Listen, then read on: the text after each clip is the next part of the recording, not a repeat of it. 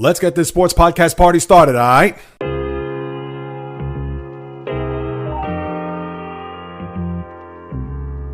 The JAYREELZ podcast.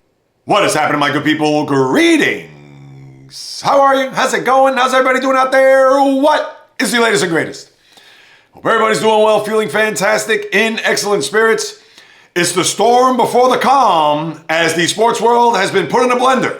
I'll serve up what they've put out over the past few days and what lies ahead as this is the JAYREELZ podcast with your host, JAYREELZ. For my first timers, welcome aboard. And for those who've been banging with me going back to the very beginning, somewhere in the middle, or even as early as this past Monday, I welcome you guys and gals back. And now that we're T-minus 3 days and counting, the Super Bowl couldn't get here any faster.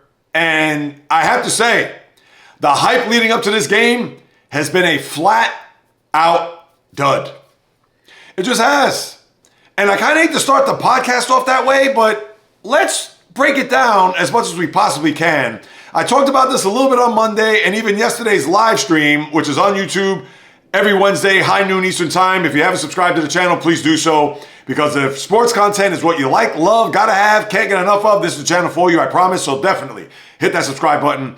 And you'll see as we move it along here from the days, weeks, months ahead, you're going to see how much I post. So please stay locked in. And one more time, I thank you from the bottom of my heart. But the hype leading up to this game has been little to none. And I can't recall of a Super Bowl in the last, I don't know, let's say decade, where there hasn't been a lot. And I understand a lot of it has been about the Kansas City Chiefs, Patrick Mahomes, last year going for a three-peat, the rematch against the Eagles, which I understand a lot of people didn't want to see. We saw that same game pretty much the 2 years before, because the year before that, that's when the Chiefs beat the 49ers, and that's a game that we had seen a few years prior to that. But there's always been some storylines. There's always been something juicy going into the game. And for whatever the reason, this one doesn't have it. What, Sam Darnold to see if he could win this final game with the road that he's traveled, the first round pick that he was with the Jets, getting then shipped to Carolina, then to San Francisco. Looked like he found the home in Minnesota for 1 year, had a big year, but then he got released, and then next thing you know, he's in the Pacific Northwest and now is one game away from winning a Super Bowl. All right, I'll give you that. Or the number one pick, third overall in Drake May, who in his second year has brought his team to a Super Bowl. Their defense, who has just shut down these offenses in the postseason, 26 points total, but that's a little overrated because the Charger offense, we've seen Justin Herbert in the playoffs before, and what has he done? Squat, other than maybe a first half in Jacksonville in his first playoff game. CJ Stroud, I believe he just threw another interception as he threw 4 in the first half in that game up in Foxborough. And then Jarrett Stidham, I mean, seriously. So I look at that 26 point, although it's a fact, and I understand you got to give the Patriot defense some credit, but it's not as if they went up against John Elway or Phillip Rivers, and even though the Patriots have played Phillip Rivers in the postseason in the past and they've beaten him just about every time. But my point is that they haven't gone up against juggernaut offenses for you to think like, oh, wow, they've given up 26 points and they beat the brakes off of, let's say, the Rams and teams like that. And of course, they're not going to play the Rams. They play in a different conference, but you understand where I'm coming from. So, but Drake May, obviously he's going to be a big focal point. First Super Bowl, Patriots back in the Super Bowl, we understand. But other than that, you have nothing. You really don't. And you don't have big-time personalities on this team. It's not as if this was the Super Bowl 11 years ago between the Seahawks and Patriots, Super Bowl 49, where you had the Seahawks going for back-to-back. You had Russell Wilson at quarterback. You had the Legion of Boom. Richard Sherman was a big-time personality. We knew about Cam Chancellor and Earl Thomas. I mean, the team, again, they were a Super Bowl winning team and going for a repeat, where the Patriots, first time back in a Super Bowl in a long time, considering that they lost those 2 Super Bowls to the Giants, maybe not that long, Super Bowl 42, 46, and then 49, but they hadn't won in 10 years. And we know Tom Brady, Bill Belichick, you bring in Gronk, and they had personality on the team. Understood. So at least that, you had something to wrap your arms around. Where this game, in my eyes, nothing. And based on the hype and everything surrounding it, it's been just a 0. sorry to put it that way, but please enlighten me. Leave a comment in the description box below if you think JAYREELZ, you're nuts. What are you talking about? There's this angle, there's that. You don't have a lot to really pick at here. So that's what I'm going to leave as far as the hype goes. Let me get to the game because that's what everybody really wants to know about. And I get it. You probably heard from the former players, former coaches, the studio analysts, I get it. And thankfully you come here, and that's why I appreciate you guys who do stop by to listen, whether by audio or video on Spotify or on YouTube. But with the game itself, and this is how I'm going to break it down. And yes, I'm not going to get in the weeds with the X factors and whatever. To me, there is one X factor that cancels each other out. That would be the special teams, whether it's Rashid Shaheed for the Seahawks or even Marcus Jones for the Patriots. Those two guys are dangerous return men. That is going to be a factor when it comes to field position, when it comes to the return game, and how that could play into the Super Bowl, which would be huge. But we'll leave that aside, and that's one to, of course, keep in the back of your mind. But as I've said all along, I think this Seahawks defense is tailor-made for this offense. And I don't want to hear that, oh, if you're a Patriot fan, well, look what the Rams did as far as putting up 27 points on that vaunted defense. Well, they do have Matthew Stafford. They do have Puka Nacua. They do have a one Devontae Adams. They do have a two-headed monster at running back with Kyron Williams and Blake Corum. And they have offensive talent. And listen, I'm not trying to make the Patriots out to be Swiss cheese or chopped liver, but come on. If you're going to start a game today and you're going to pick an offense between the Patriot offense and the Ram offense, I mean, come on. I don't care if you're a dying-wool Patriot fan going back to the days of Schaefer Stadium. You're going to pick the Rams. I mean, come on. There's no way that I'm going to look at the Patriot offense in the same ilk of the Rams. And that's why I think it's tailor-made. Now, that doesn't mean that the Patriots can't go up and down the field or have success against them. But look at what they did against the Broncos, second half mostly, because in the first half, when the elements, there weren't any, it was sun. All right, it may have been windy, cold, but they did nothing in the first half. And you can say, oh, well, they got the touchdown. But yeah, thanks to Jarrett Stidham just literally gift wrapping and throwing the ball away. At first it was an intentional grounding, and then obviously it wasn't. But they got 7 points there, and they did nothing in the second half. So you mean to tell me in better climate, a better conditioned field, now I don't know what the weather's going to be like in Santa Clara over the weekend, but you would think it's probably going to be upper 50s, low 60s, maybe, dare I even say, get into the 70s. But how I look at it is that if it's going to be a clean game where the Seahawks defense and against that Patriot offense, I'm taking the Seahawks defense hands down. So that's going to be the one matchup I'm going to look at. And then the Patriot fan can come out and say to me, well, JAYREELZ, how about that Patriot defense? Come on, they can slow down that Seahawks offense. I think they can, and I think they have a very good defense. Now, there aren't a lot of standouts. I know you're going to say the Christian Barrymores of the world, and obviously Christian Gonzalez is very good. And guys like that, Marcus Jones, I know, who obviously could play a role there in the secondary. But, excuse me, bottom line is the Seahawks have weapons.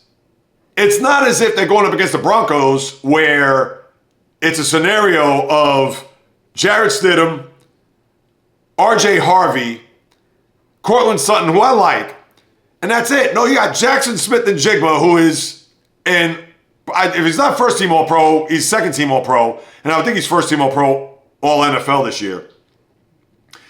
You have Shaheed is more of a guy that's in the return game. He's not going to be a guy that's going to play in their offense, maybe some jet sweeps here and there. The running back I like, Kenneth Walker. Listen, is he Marshawn Lynch? No, he is not. But their offense is a little bit more balanced, I think, than what we saw in Denver or even what we've seen with the Texans, the Chargers. Again, I understand the offensive line was nicked up. But how I look at it is I think the Seahawks will have success against that Patriot defense. I'm not going to say they're going to have a ton of success, but I think they're going to be able to move the ball on them. My thing is that will the Patriots move the ball on the Seahawks? And then the other thing you got to factor in is that left side of the line. I understand they got that rookie offensive lineman Campbell, who that could be an issue where you know they're going to try to exploit that.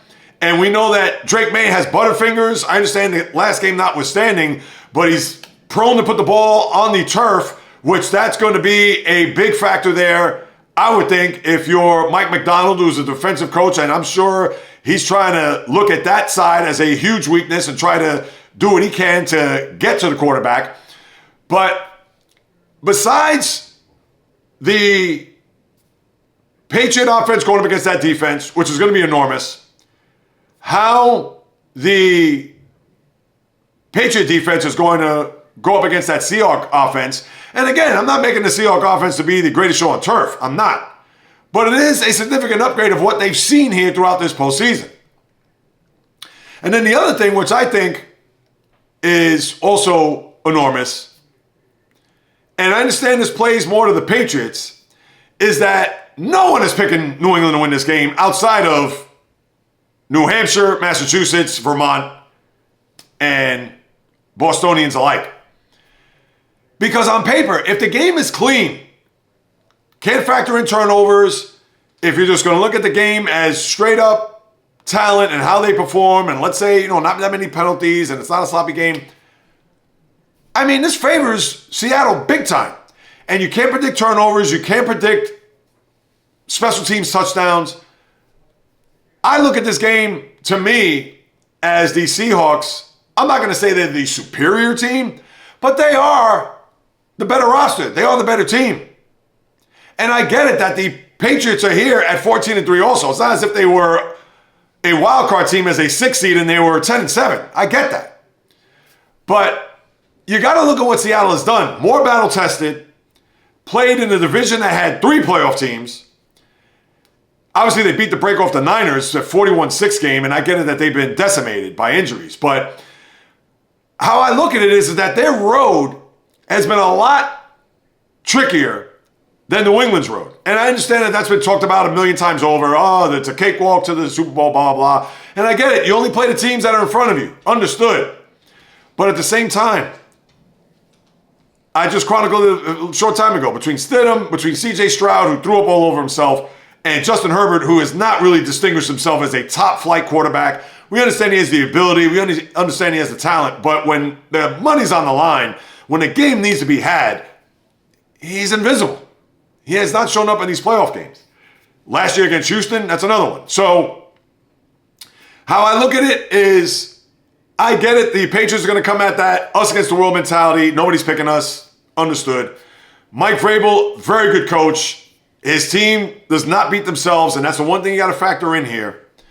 But when it's all said and done, how I look at this game, I could see this game being close until we get maybe midway, late third quarter, and I could see that starting to unravel. Would I be surprised if the Patriots, let's say, even have a lead at the half? I would not. It would be a 14-10, 16-14, maybe somewhere around there. And I've actually changed my tune from yesterday because I picked a 34-17 score, which I think that's a little bit too high. I guess I just got on my Seahawk soapbox. I'm not a Seahawk fan by any means. If you can see, if you're watching on YouTube or Spotify, I'm rocking a Super Bowl champion Steelers shirt. The only reason why I'm wearing this today is because today is the 20th anniversary of that Super Bowl victory. And that Super Bowl victory meant a lot to me, which will be detailed in part 4, shameless plug, of my little mini-series that I put here on the channel, A Father's Son and the Steelers Super Bowl 40 run. So obviously I chronicled the first 3 games, wildcard game in Cincinnati, Indianapolis, and then Denver, and it will be topped off here Super Bowl Sunday. And I thought about releasing it today, but because of the Super Bowl and Sunday, I'm going to have it premiered then. So just keep your eyes locked in. And like I said earlier, subscribe to the channel. I appreciate it. But that's why I'm only wearing this shirt now. But for everything encapsulating this game, and I know that I had to change my tune there a little bit. I think that the Seahawks will find a way late to maybe get that turnover or capitalize on a big punt return and get themselves, let's say if it's 16-14 at the half with the Patriots and maybe they scored a touchdown, 21-16, and it's been nip and tuck back and forth, and then they get that punt return, maybe not for a touchdown, but they get that big play. And the next thing you know, Darnold finds in Smith and Jigba in the end zone, or maybe a guy like Jake Bobo, because you know that there's going to be one of these underlying guys that you wouldn't even expect to have a big game that's going to make a play or two, and therefore could impact the game. And then you get 21-16, it's now 28-16, and then Drake May throws in a tight window, that's get picked, and then maybe that gets converted to a touchdown or field goal. So I could see the game getting away from the Patriots late. Now, would I be surprised if the Patriots win the game? I would not. Because the Patriots, they always seem to find a way. They don't get blown out in games. That you got to give up. And that's a testament to their coaching staff and Vrabel, et cetera, and their discipline and how they play. I want to see a competitive game. I don't want to see last year 24-0 and a half, and it was 34-0 before the Chiefs even scored. Because at that point, why even bother watching the game? Because on Monday, when we rehash it, I want to be able to talk about strategy. And you will probably see that first half. You know there's going to be somebody that's going to go for it. Maybe if the Patriots have the ball and they're at the Seahawk 40 and it's 4th and 4, they'll probably go for it, or maybe they'll punt it. Who knows? That's something we can unpack then. But you don't want to get to the midway through the third or even the fourth quarter and it's a 3-score game. And even though I'm sure Mike Tirico and Chris Collinsworth are going to say, oh, well, wait a minute, there's still 2 scores down, or no. I mean, the game's going to be over. I mean, who are we kidding here? So they're always going to find a way to keep people involved or keep them wrapped up in the game. And as I said before, and I'll say it again, it's Super Bowl Sunday. There's nothing else on that's going to compete with that. Unless you're going to watch Animal Planet and the Puppy Bowl, which will still be on, which I can understand, you know, if you're not into football, whatever. But there's nothing else on. And that's why I laugh when these networks, even last year with Kevin Burkhardt and Tom Brady, I mean, the game was over at 24-0, let alone 34-0, but here he is. Well, Mahomes magic, and listen, I can understand they could cut this to 2 scores, and it's like 4 minutes left in the game. I mean, seriously? Come on. We're not stupid here. Don't insult the sports fans' intelligence here. But let's see what's going to happen. And as I scale back on my prediction, I think the Seahawks are going to win this game. I'm going to say 27-16. I said 34-17, which could be high. Now watch, I revert my score and watch it be 34-17, but it probably won't. I'll say 27-16. I guess the MVP usually goes to the quarterback. I'll say Sam Darnold. I don't know if he's going to have a big game. Can't predict that. But I would think this is the cherry on top, because as I said after the championship game, how Mike McDonald, the coach, said that, all right, everybody has to shut up about Sam Darnold not delivering. All right, we could say that, but now he has to win this game. Because if he loses this game or throws a terrible interception or fumbles in a big spot, or the Seahawks somehow, some way loses based on his play, nobody's going to remember the NFC Championship game. They're going to say, what? Who? Sam Darnold hasn't delivered still. So this is a big game. And let's say, even if here's the other thing I will say. If he doesn't play well, even if he's 19 for 36, 190 yards, has a touchdown, maybe throws a pick, they can still win the game. Drake May can't afford that. He can't have a game like that and expect it to win unless they get 5 turnovers or a fumble recovery and a pick 6 in the game. That's why I said before, if the game is clean, Seattle's going to win the game. Or at least so you think. But that's why they play the game. That's why I like Seattle. Let's see what happens, and we'll talk about it all on Monday's podcast. And before I move to other things, I got to bring up this Robert Kraft thing. Now, the week before, here we were talking about Bill Belichick. Oh, what a travesty, this, that, and the third. You could talk about Spygate, Deflategate, etc. All right. They want to show him a little punishment, let him sweat a little bit for 1 year, fine. How I looked at it was because Robert Kraft had an opportunity to get into the Hall of Fame this year. The team is in the Super Bowl. The team is looking for a record 7th Super Bowl, which I understand that's another storyline, but to me, I'm not geeked up on that one either. But now you have a situation where we thought it was going to be literally a red carpet for Robert Kraft to get into the Hall of Fame. And the voters said, I guess they looked at Belichick to think that, well, obviously he's the owner of the team. Why are we going to present Robert Kraft to get into the Hall of Fame and not Belichick, where Belichick, obviously he's the head coach. He's the one that's handling the day-to-day operations, where Kraft, I understand, he oversees everything. But he can sit up in his press box, watch the game with his family, friends, etc., while Belichick is devising game plans and adjusting on the fly, where you would think Belichick would be the first one in before Kraft. Or if they go in at the same year. And how I looked at it was because Belichick didn't go in, and with the friction, I'll say, between the two, I thought this was going to be a shoo-in for Kraft to get in. Well, guess what? Kraft does not go in. And here we are. So now we're not going to see, who knows what next year, we'll worry about that then. But now you have to absolutely positively think about this. If Belichick didn't get in on the first ballot and Kraft didn't get in, what does that mean for one Thomas Edward Brady? Deflategate obviously was on him, or so we think based on the investigation. We know about the cell phone, him breaking his cell phone because of the text messages with the ball boys, etc. And if those two guys didn't get in on the first ballot or didn't get in this year, when Brady's up for it in 2028, how does he get in? Now, it's stupid for even me to bring this up because if you're going to ask me, is Tom Brady a first ballot Hall of Famer? I mean, come on.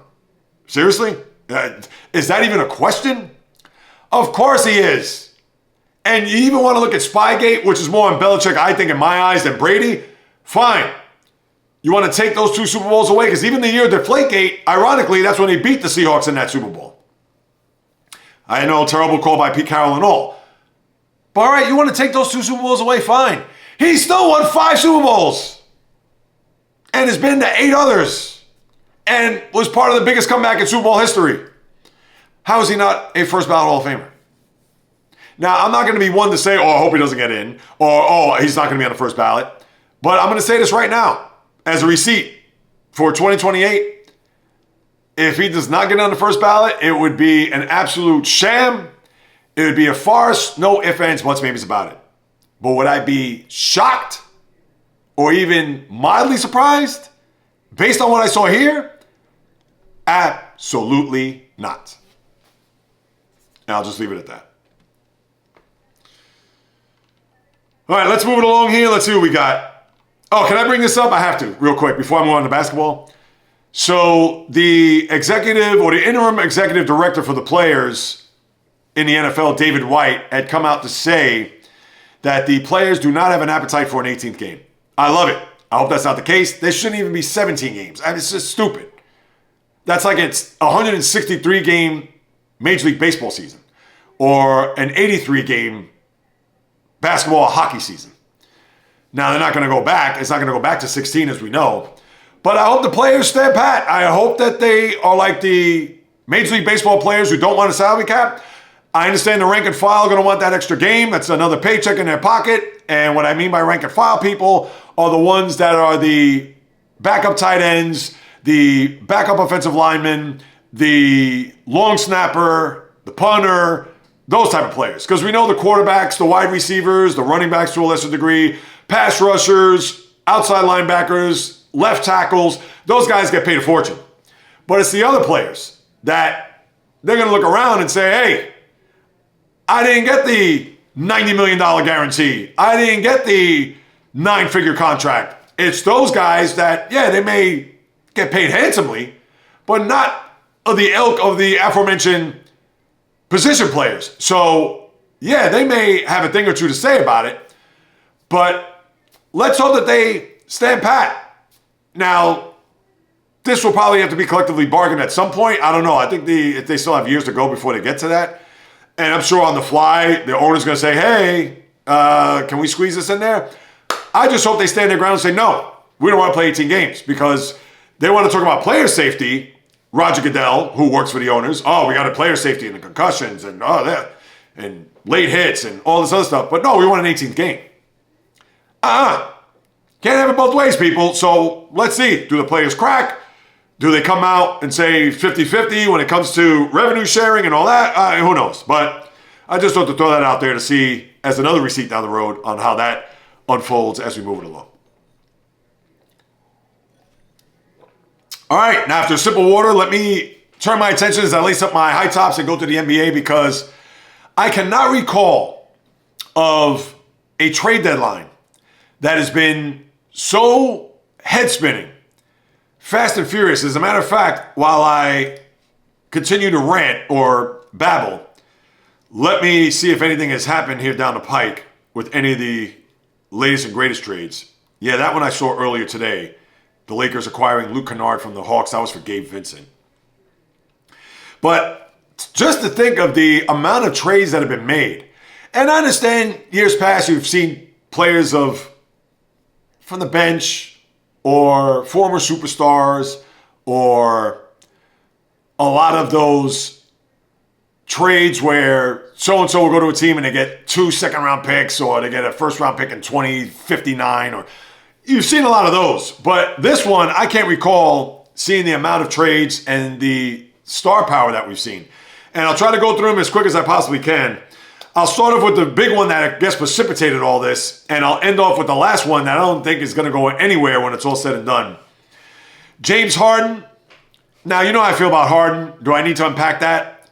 And I get it that Cleveland, based on what Donovan Mitchell had said to the front office, saying that, yeah, bring in James Harden, why not? If they're going to try to make some hay in the Eastern Conference. And they trade Darius Garland. I think from the surface, that's a better trade for the Cavaliers. And for this reason only. Garland has his toe issue, which doesn't seem to go away. He had it surgically repaired. Now I don't know if it's the same toe, but he has these issues with his toes that he cannot remain healthy, and he's a very good player. But if he's going to be out of the lineup more than he's in, and you're going to bring in a guy like James Harden, and we can knock him all we want, and deservedly and rightfully so, but at least the guy plays. And Harden, we understand the metrics, what he does offensively, even at 36 years of age. But as you well know, and you watch the games, in a big spot, the guy never shows up. I mean, the guy shrivels. There's a laundry list. I could go through all the games, and I don't want to waste your time in doing so. And I'm not talking about a regular season game against Sacramento or against Charlotte or the Wizards or maybe, all right, the occasional game against a good team, whether it's the Lakers or the Nuggets, where, oh, wow, he went off for 35 and 12. Okay, all right, fine. No, I'm talking about a Game 5, Game 6, Game 7. Money on the line. Does James Harden show up? More often than not, and quite often, 100%, he's a no-show. That I'll leave it at that. But I got to give it up for Cleveland, and I understand there was a lot of back and forth where thinking, oh, does Harden want another escape, considering he wanted to leave Houston, Brooklyn, Philly? No, and he's from LA, but I guess this was mutually agreed upon with the front office to get them shipped, to get him a younger player in Garland. And I understand they've said all the right things about bringing Garland, more versatility, and from a standpoint of defense, and to be able to handle the point, not going to have the ball in his hands as much as Harden will. Now, I'd be worried a little bit because Mitchell needs to have the ball in his hands a lot. Same for Harden. And I get it, he's played with Chris Paul and Russell Westbrook, but still. But I think that was a good, and to be fair, I thought that was a good trade for Cleveland if they're trying to get themselves in a position in an Eastern Conference where they could put them in the top 4 to get home court and maybe take a run at it. That's number one. The other big trade was Anthony Davis, and I understand why the Mavericks did this. I don't understand why the Wizards did. I mean, this is just mind-boggling. But let's start with the Dallas perspective. It's almost as if they had to do this because of what happened almost a year ago. It's a year ago, what? Monday. This wasn't working out. Davis cannot remain healthy. When he's healthy, he's good. He's put up 20 and 11. All right. Now, you want to see 25 and 12. But we understand. Father Time hasn't been knocking on his door. It's actually barging in at this point. But when he's healthy, Davis is still a very good player. And they just felt that with everything that's gone on the past year, and it was just best for them to cut bait. And obviously, Nico Harrison's no longer there. And whomever the interim GM is or the current GM, they figured, let's see what we could get in return. They actually got, and I can't even believe this. All right, they get Chris Middleton, which I understand it's a contract. They're going to have a big contract come back, as well as guys like Marvin Bagley III. They also got 2 first-round picks. I don't know what years those picks are. I don't know if it's going to be this year. I would be highly surprised. Probably 27 and 29. That'd be my guess. Also, 3 second-round picks. But what the hell are the Wizards thinking? Davis, who can't stay healthy, I believe didn't he sign an extension that goes through 27, 28, $60 million a year? I get it. They maybe want to team him up with Trae Young, who still hasn't played, by the way. I don't know what the Wizards are doing. To me, that was just a terrible trade. Young, who has not remained healthy over the last couple of years. Davis, you breathe on him, he's out for 6 weeks. And I kind of hate to say that about Davis because we all know the guy's going to go to the Hall of Fame. He's a lock for that. But, just a mess there with him. And Dallas, at least they get number 1 picks in return. Middleton, I believe, is an expiring contract. But, yeah, I just thought that was a bad trade for the Wizards. And then you had 2 other big trades. Jaren Jackson going to Utah. Very surprised there. Now, I understand they got 3 first-round picks. I don't know where they land. I don't know if they're going to get the first-round pick this year. I would think it'd be 26, 28, and 30. Because remember, they can't get consecutive picks. And maybe there's a pick swap involved. I don't know. And they get the Walter Clayton Jr.'s of the world and the Kyle Andersons. All right, fine. And they get Jock Landale. And I know they've been, Utah and the Bulls, they've been making all these trades. I mean, talk about your head spinning. The Bulls, they completely changed their roster. And they get Mike Conley, and then they ship him, I believe, to, I forgot where they shipped him to. I have it detailed here. I mean, it's just a mess. But that's why I'm only going to talk about the big trades, or the trades that obviously that have meaning. But for Memphis, and I don't know if John Morant can still be moved today. There have been rumors about him going to Miami, maybe. I don't know what Miami's going to give up. It's not as if they have a ton of assets. So, very surprised by that, because I thought Memphis would probably keep Jackson. When healthy, mentally and physically, I'm talking about John Morant, Jaren Jackson is the 1A of that team. He's definitely that. And they shipped him to Utah. All right, they're trying to build something there with their coach, Will Hardy. And, I mean, that's all I can say about that. And then you had a trade late last night with Kristaps Porzingis going from Atlanta to Golden State for Jonathan Kuminga and Buddy Hield. And I like this trade for Atlanta. And Atlanta obviously has done a lot of wheeling and dealing with Trae Young and all these other different moves that they've made. Why Golden State? I understand this deal's more for the postseason, and he's an expiring contract, but Kristaps has this issue with his breathing based on last year, if you watched the Celtic playoff run, which I did, of course.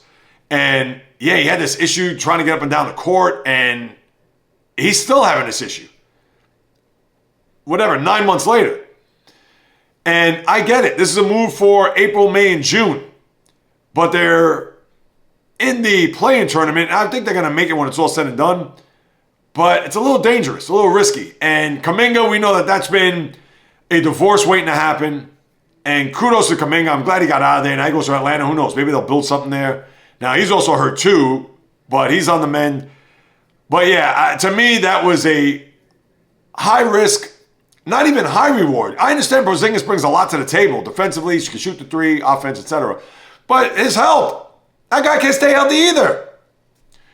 And you give up a young player like Kuminga, and listen, I'm not trying to make Kuminga out to be a top 5 or top 10 All-NBA player, but when you have an asset like that, especially on an aging team, I could see if he was on San Antonio and you're like, you know what, this guy's expendable, we could trade him. All right, fine, because you got a surplus of young players, that's part of your core. But Steph Curry isn't getting any younger. Draymond Green, come on, he's getting long in the tooth. Jimmy Butler has an ACL, they're probably going to trade him next year, or maybe try to trade him because he's going to be an expiring contract despite him tearing his ACL. So what are you going to have left on this team? Moses Moody and Brandon Podziemski? Come on. Gary Payton II? You're going to have a shell of a team once these guys walk out the door. The Currys and the Draymond Greens of the world. I don't know. I don't get it. The Celtics, I like what they did with Vucevic. Now, Anthony Simmons, who's played well as of late, and he's a high-volume guy, scorer, but he's another expiring contract. He was going to be dangled for trade bait. Vucevic is a guy that brings you he's a small forward, could rebound, can't defend, averages about 17 points a game, brings you a little bit more offense too. Simons, I know he's a heat check guy, where when he's on, you want to ride him. When he's ice cold, he's frigid. But Simons was playing well. But Vucevic gives you a little bit more length, especially with the rebounding. And who knows, with Tatum coming back, at least you can spread the floor, have those guys to shoot. So I do like the deal. I understand it doesn't bring anything defensively, but still, I like it.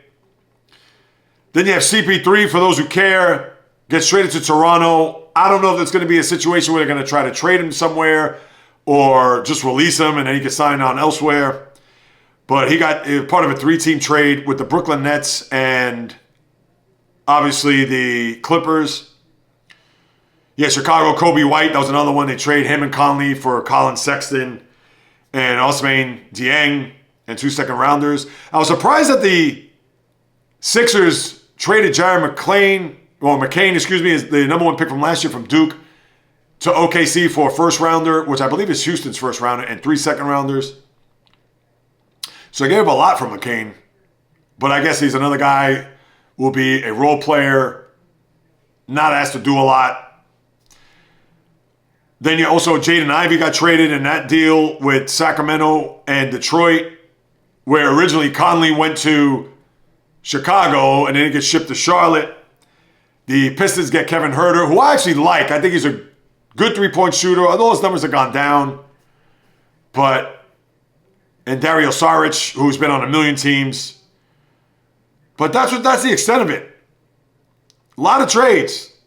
And you can't go through winners and losers. I mean, But now here's where you end up.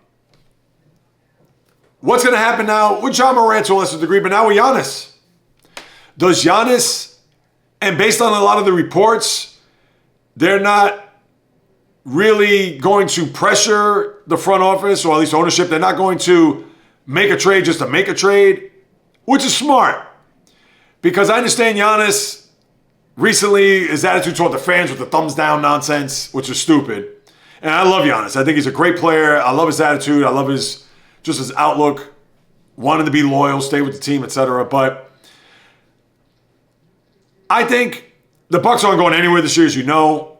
If this trade's going to take place, it's going to be in the offseason. Unless something happens. Unless a Godfather offer comes through in the next 3+ hours, I think he's going to remain a Buck. And where they are in the East, I mean, they're in a, listen, what are they, 4 games back? No, maybe not that many. That's a little bit too strong. Bucks right now, 3 games back behind the Bulls. And listen, the Bulls pretty much have a new team, so I don't know how well they're going to play with all the deals that they made. And I understand the Bucks are 9 games under, but they can get in the postseason at 37-45, and that's 8 games under. I mean, listen, Atlanta's made a zillion trades, as we talked about. Orlando has underachieved big time. I mean, they've been a major disappointment. I thought they'd be, and I picked them as an over this year. Their over, I think, was 50.5. Terrible. I'll go through my over-unders during the All-Star break. We're going to have plenty of time to chop it up about over-unders and other things because the sports world is going to take a nosedive after not only just this weekend. Wait till we get to a week from today. More on that then. But I don't know. I don't think Giannis is going to go anywhere. And yes, based on this one report, let me see if I can pull this up real quick before I pivot. Well, I can talk about some other things. Yeah, Bucks don't feel pressure to trade Giannis. And even though all eyes are focused on Milwaukee, what's going to happen? But yeah, they don't feel the pressure to trade Giannis hours short of the deadline. Rival executives have grown dubious in the past 24 hours whether the Bucks would actually move their franchise star. And late Wednesday night, yeah, of course, Golden State, who was rumored to get Giannis, now they got Kristaps. I know the T-Wolves or even the Heat could be in the running. I think the T-Wolves have more to give up. Jaden McDaniels will definitely be a part of that. I don't know, Rudy Gobert, because you got to match money with Giannis. And I think McDaniels, did he sign a big deal this past offseason? He may have. And the Heat, they're not going to part with, I guess they have to part with Bam Adebayo. I don't know if the Bucks would want him. But yeah. And listen, I really truly think that Giannis is going to stay put. Because I think if he would have been traded, he would have been traded by now. And if he does get traded within the next 3 hours, it's probably going to be for a haul that they cannot resist. So that's where I stand with the Giannis trade. As far as the league overall, now the All-Star break starts a week from today. I think you have a couple of games next Thursday, but I know the Knicks are flying high. It's been a tale of what? 6 weeks, we'll say. After that Martin Luther King Day loss to the Mavericks, where at that point the Knicks have lost 9 of 11. And everybody here in New York thought the sky was falling. They said, oh my God, what's happening? Oh, Cat needs to go. Mike Brown, is he already wore out his welcome? All this different nonsense. And I said, come on, guys. I understand it could be cause for concern, but can we play out the rest of the season? And guess what? Since then, they haven't lost a game. They've won 8 in a row. And I know they beat up on a few bad teams along the way, but just recently they beat the Nuggets last night in double overtime, and I know Jokic had a chance to win the game in regulation, I believe. And then they beat the Lakers there on Sunday night. They killed the Wizards there on Monday. I understand there's some bad teams along the way, but you play who you play. But they have beaten some good teams too. Toronto was one of them that they played up in Toronto last week. But my thing is that will the Knicks even make a deal here? Will they look at this recent stretch and say, you know what, we're going to go with what we have here? Now, I don't think Karl-Anthony Towns is going to be traded, and I don't think the Bucks would want him anyway, but I think this Knicks team is going to be the team moving forward. So that's what you have there. And they played well. Got to give it up for what they've done. And I will say this, the Celtics have also kept pace with them too. They won in Houston last night. They won convincingly, which was a payback because the Rockets destroyed the Celtics up in Boston earlier this year. And that's going to be a very interesting race because remember, last year the Celtics were the 2 and the Knicks were the 3 seed. And they faced one another in the conference semis, and we know what happened, of course. Not to put the onus strictly on home court, but I would think that as players, they would want to get that 2 seed. And if you're the Celtics, and who knows if Tatum's going to come back, I would think they want that. And if Tatum comes back, that series, if they do play in the second round, which if it falls that way, whether it's Knicks at Boston or Boston at New York, and they actually play on Super Bowl Sunday in Boston, by the way. But that would be a fascinating series because the Knicks, knowing that they beat the Celtics last year, and I've said it before and I'll say it again, they had no business beating the Celtics. And I'm not saying that as a Celtic fan, whatever, but the Celtics shot themselves out of that series in those first 2 games, as you know. Please. What are they? In the third quarter, they took 20 shots and 19 of those were 3. I mean, really? And they had a 20-point lead in both games. And they shot themselves out of that series. And I'll go to my grave with that. And that's not an excuse. That's just baked in the game. If they didn't take as many threes as they do, and I understand they're a 3-point shooting team, if they made 19 to 20, they made 2 of them to win the game. That's it. And I stand by that. Now, the Knicks won the series. I got to own up to it, but still. But I think it'd be a fascinating series because Tatum, I'm sure he'd be chomping at the bit to want to get back at the Knicks on top of them losing that series. And, oh, that would be fantastic. But then you have the Cavs. Sixers have played well here. Got to admit. And then you have, the 7 through 10 teams. They're the same teams every year. Miami, Atlanta, Chicago. I mean, please. Miami's always in the play-in. And then out west, OKC. Yeah, Nuggets with Jokic back. And it's funny, Jokic has come back, and they won the first game that he played. Since then, they haven't won. So that one you got to keep in mind. I mean, listen, they're going to be fine in the grand scheme of things, but Rockets, yeah, everything's status quo. Not a lot going on. Blazers lose 6 in a row, but it's still 2 games, 1 game and a loss out of Memphis in the pursuit for the play-in tournament. Now, as far as the schedule for this upcoming weekend, tonight, Washington and Detroit, the games that matter.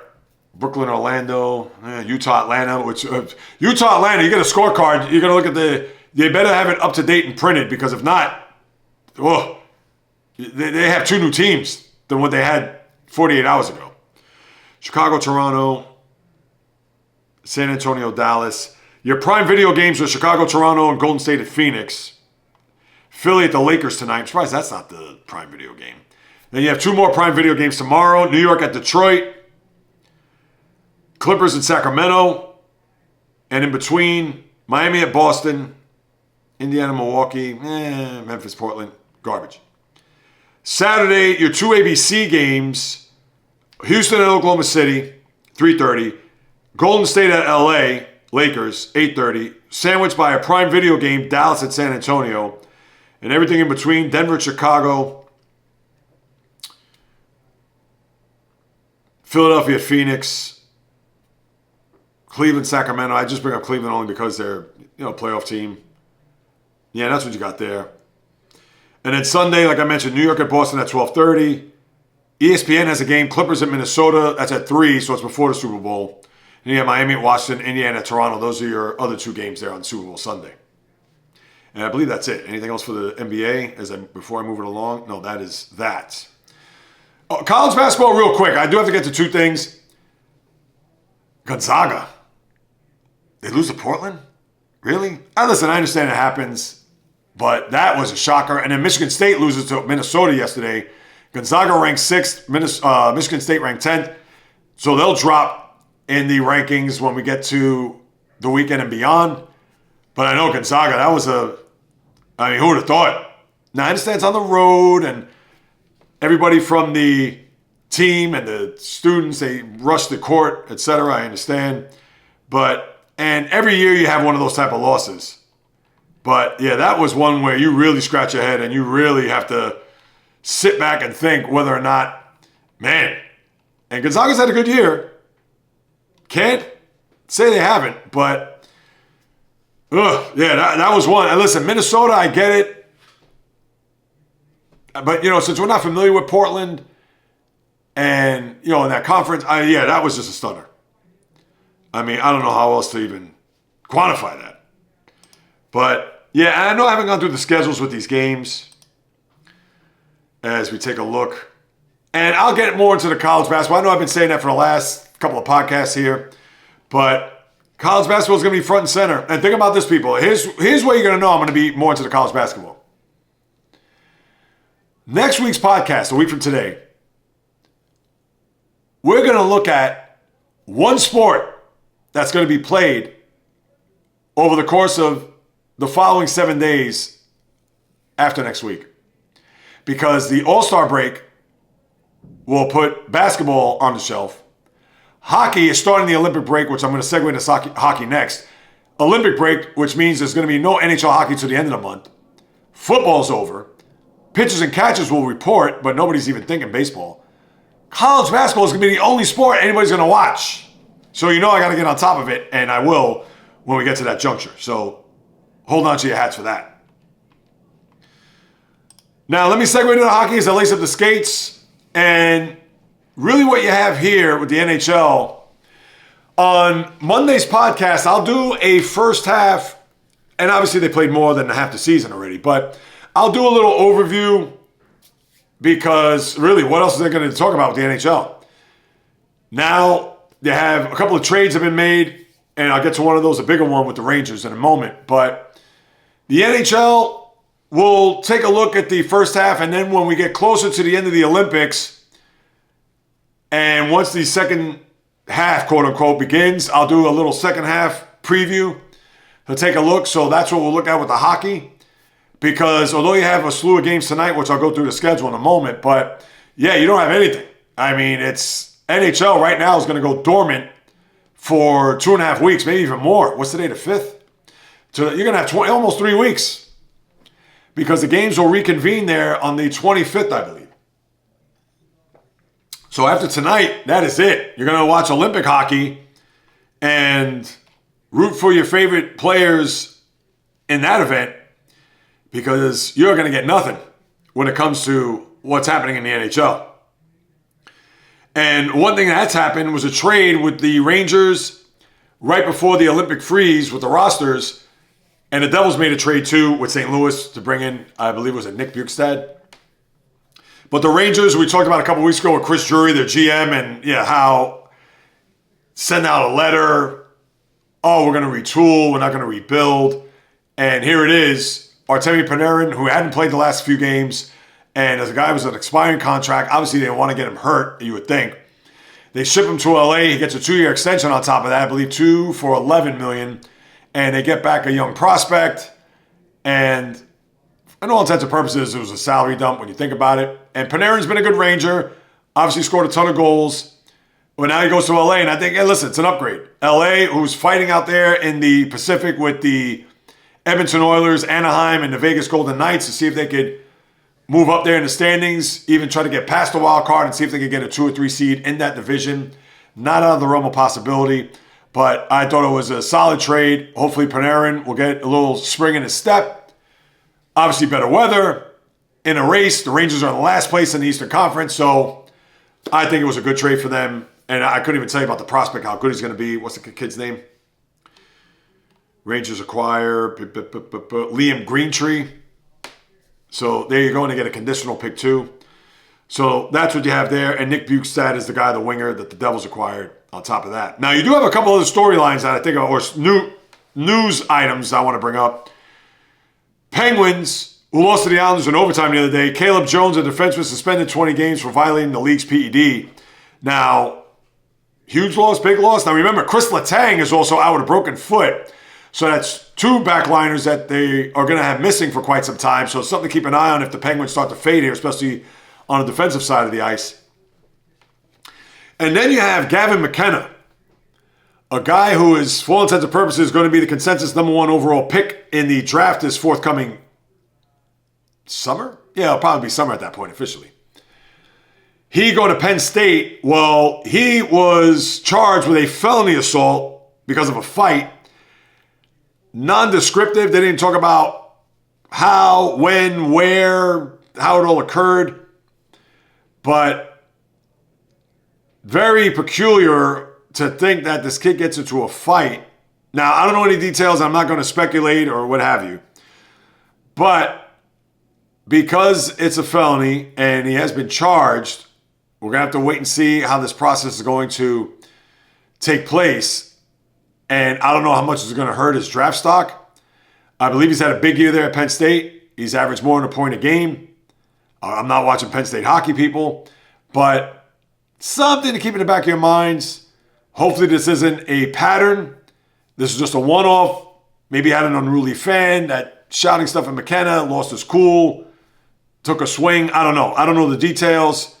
The details, they've been very minimal. They haven't really come out to say, oh yeah, he was leaving the arena and was heckled by a few fans, hopped the fence, and he swung on the kid. I mean, nothing like that. It's not as if that's what the story has been, but something to keep in mind with a kid that obviously has a bright future, a guy that could be a generational player, and he was charged, so we'll see how that shakes down here over the weeks and months to come. And as far as your schedule here, and listen, the standings are the standings. You haven't had a lot since Monday. You know, Tampa still has a 4-point lead. Now Montreal, they had a tie with the Red Wings. Carolina, we know about the Penguins. Islanders are a point behind them. Carolina trying to get some separation at 8 points ahead of the Penguins right now. Minnesota still playing great. So is Dallas. Both of those teams are hot. Separated by 6 points. Remember, Avalanche, I believe, had an 11-point lead over those teams. Now, 5 points over Minnesota, 6 points over Dallas. And then out west, as we talked about, Vegas, Edmonton, Seattle trying to sneak up in there as well. That's going to be a logjam. Those 5 teams, Vegas, Edmonton, Seattle, Anaheim, and LA, all separated by 6 points. And then your schedule. As a matter of fact, I got to go back. Yeah, here's your schedule tonight, and these are the only games. Pittsburgh at Buffalo, New York at New Jersey, Carolina at New York, Rangers. Ottawa at Philly, Nashville, Washington, Florida, Tampa, LA at Vegas. That's a big game there. As a matter of fact, let me think. Yeah, that's why I wanted to go back. Wasn't there a big game? Seattle, Anaheim. Yeah, that was that. I thought there was another one. Did I miss one? Seattle beats LA yesterday. Yeah, I thought there was another game or another scenario. But I guess that's it for the NHL. All right, now I'll wrap up here with the baseball. It's the last big topic here. And you know what? Now that I see this guy's name, I got to make sure that he is either on or off the market, because this is a guy that I think would be very serviceable. And as I'm babbling here to try to get through this, nope, he is not signed. So I'll get to that in a minute. But one pitcher who has signed and was pretty much the last as I get in the batter's box. The one guy who has signed that was of star status was Framber Valdez. formerly of the Houston Astros, now currently of the Detroit Tigers, signed a 3-year, $115 million deal. Opt out after 2. And for Valdez, I wonder if a lot of it was him not being a good teammate. Remember that scenario against the Yankees? What was that, in August, I believe, last year? That cross-up where it looked intentional to me. We talked about that. I know the catcher was just dumbfounded, and Valdez didn't look concerned at all. Didn't even look in his direction. Did that have something to do with his free agency as far as him not getting a nibble up until yesterday? Maybe, but let's call it as we see it. The Tigers made this deal. I understand it reconnects him with his former manager, A.J. Hinch, and there's a relationship there. But we all know the reason why Valdez was brought there is because your 2-time Cy Young Award winner, Tarek Skubal, is going to be gone. If not before spring training, maybe by the trade deadline this year, or for certain by free agency once the season is over. And I understand you have the lockout forthcoming. The CBA expires December 1st, but that was insurance for Skubal's departure. I mean, come on. Who are we kidding here? Nobody's fooling anybody when it comes to that signing. So, listen, the Tigers, they bring in another pitcher to go along with the Jack Flaherty's of the world. And he's a solid number 2. And if they do make the playoffs and have a run in them, Skubal and Valdez, that's a pretty good duo. Without question. But what kind of pitcher is Valdez going to be this year? Is he going to be a guy that is 14-8, ERA between 2.9 and 3.5? He's going to have his bad game. He's going to get lit up, but he's going to show up more than not. Or is he going to be that guy that is 500 or below, little sour, probably just thinks he should have gotten that big long-term contract, doesn't do so, gets off to a slow start, here's boo birds. I mean, who knows? But that's what you have regarding the Tigers and pitchers and catchers in 6 days, people. How you feeling about that? I'm sure you know how I feel about that. But then the last thing is there is one pitcher out there that I'm surprised nobody has taken a flyer on, because he is a very good major league pitcher. And listen, as a Met fan, I'd be willing to take him. Why not? And I'm not trying to make this guy out to be Roger Clemens or Kurt Schilling, but Zach Gallen is a guy that, if I'm any team, even if you're the Pirates, hey, can we sign you 1 year, $10 million? Why not? I'm sure he's going to want more. I'm sure that's not the destination nor the money that he wants. And I totally get that. But as I said, pitchers and catchers are going to report within the next week. And Gallen is still young, 30 years of age. What was his numbers last year? Now listen, Arizona had a down year. So you're going to look at these numbers and say, JAYREELZ. I mean, come on, this guy's hideous. And yeah, 13-15 with a 4.8 ERA is not good. But here he was years past. Let's take 22 to 24. 12-4 with a 2.54 ERA, 31 starts. 17-9. That was the year they went to World Series, I might add, and was an all-star. 17-9, 3.47, 34 starts. 2024, 14-6, 3.65, 28 starts. All right, he got injured probably, missed a few starts. But listen, that's a guy, come on, you wouldn't take a flyer on that guy? In the running for Cy Young, top 5 twice. Third, the year he was 17-9, 3.47. Fifth, the year he was 12-4, 2.54. Listen, you'd be nuts not to take this guy for 1 year. Why not? $15 million, away you go. I mean, that's just me. And again, I'm not trying to make him out to be Juan Marichal, but with pitching at a premium and you want a guy who's going to not only take the ball, all right, he pitched 28 starts in 2024, but he's made 31, 34, 28, 33. The guy pitches. Eats innings. Let him whip 1 year. That was the 2022 year. So, there you have it. And there you have it for this podcast. As I conclude, as I land this plane as smooth as I possibly can. Oh, wait. Is Brandon Donovan a big deal, Mariners? I guess I got to say that real quick. goes to St. Louis, or from St. Louis gets traded to Seattle, and the Tampa Bay Rays were involved. And boy, talking about the Cardinals, rebuild mode, whew. Traded Arenado.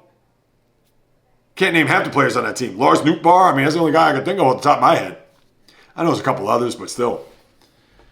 But that's what you have, people. Another episode just about the books. As always, thank you so much for stopping by, carving out precious time out of your day to listen to what it is I have to say about what goes on in the toy department of life called sports. And if you haven't done so, please subscribe, rate, review on Apple, Spotify, of course, the YouTube channel at JAYREELZ, which is huge because I post content there on a daily basis. Shorts on anything that's happening in the sports landscape. You know, the podcast is on there. I have live streams Wednesday at 12 noon Eastern time. I do a podcast pregame. Go live with the podcast? That's right. That's in the forecast. This coming Monday, throwing it out there. Time to be determined. That's why I have to stick to the channel. Subscribe because I will host that over the weekend, or I'll have that presented to you over the weekend as to when and what time. And if you want to hit me up with any questions, comments, suggestions, you can do so at the following on Instagram, TikTok, Facebook, the JAYREELZ podcast, or JAYREELZ on Instagram, Twitter, JAYREELZ1, just the number, or Twitch, the streaming platform, JAYREELZ1, just the number, the old-fashioned way, the JAYREELZ podcast at gmail.com. I'll be more than happy to follow up with you guys and gals because whether you do or do not know, this is what I love to do, people. In the blood and the DNA, talking sports is birth. I mean, where else are you going to get all these sports that I just discussed? NFL, college basketball, NBA, NHL, Major League Baseball in one podcast. And yes, I talk tennis. Obviously, we had the Australian Open. Golf, I get into that. Boxing, UFC. What other podcast in this space are you going to get that? Not many. That's why I am your one-stop shopping for anything that has to do with sports.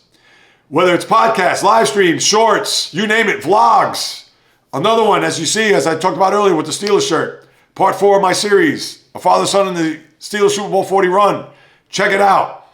Because as long as I sit in front of this microphone and camera, I promise, as an independent, full-time content creator trying to blaze a path and trail into space, I will deliver nothing but passion, fire, energy, fury with my thoughts, opinions, critiques, praise, analysis, feelings on anything and everything that happened in the world of the diamond, ice, gridiron, hardwood, golf course, racetrack, tennis court, boxing ring, octagon, you name it. From my lips to your ears, from my heart to your soul, from where I am to wherever you are, the JAYREELZ podcast always comes correct, direct, and in full effect. From the South Bronx to South Beach, the South Central to the South Pacific, and all points beyond, South Beach that is. Peace, love, and God bless everybody. And until next time on the JAYREELZ podcast, on the flip, baby.